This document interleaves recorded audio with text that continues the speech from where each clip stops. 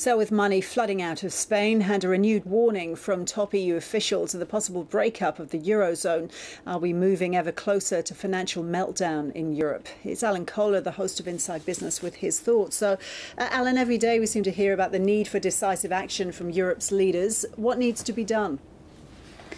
Well, decisive action is required. They need to recapitalise the banks, of all the banks in Europe, or most of them at least, certainly the Spanish ones.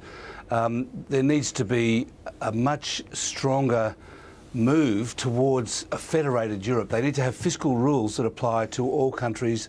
They need to they need to back off austerity. Austerity is killing these countries. Their growth is going down. They can't get their economies moving, while at the same time they're trying to get their debt down. And also, because the banks are largely insolvent, or at least undercapitalised, they're not lending. So if the governments are all cutting spending and the banks aren't lending, the economy's got no hope. And that's really fundamentally what's going on. And there's this massive capital flight taking place. People are taking their money, as you heard. And I think people are taking their money out of the banks, out of government bonds, and putting it either in Germany, within the euro, or in other countries like the US. But backing off from austerity represents a 180-degree turn from what's happening right now in the path they're going down. Well, that's right. Look, the problem...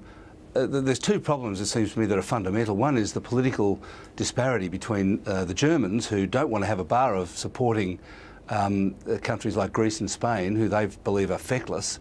And so there's this kind of political problem. And the other is that there's incompetence all over the place. I mean, the Spanish government is trying to avoid austerity and avoid a bailout, while at the same time coming up with 19 billion euros to recapitalise Bankia, their bank, that they haven't got. They haven't got their money. They have to give the bank bonds, so IOUs go to the bank.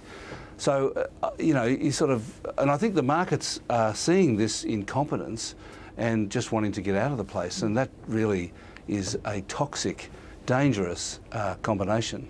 So bottom line, does Germany need to sacrifice its wealth in order to save the euro? Briefly, Alan.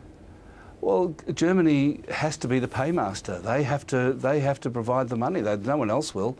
The IMF and China could do it, and they do need to come in, because basically what happens in Europe will affect the rest of the world. So China is the one country that's got the money. They need to come in because Europe is their biggest customer. They need to support it as well. Good to talk to you, Alan. Thank you. Thank you.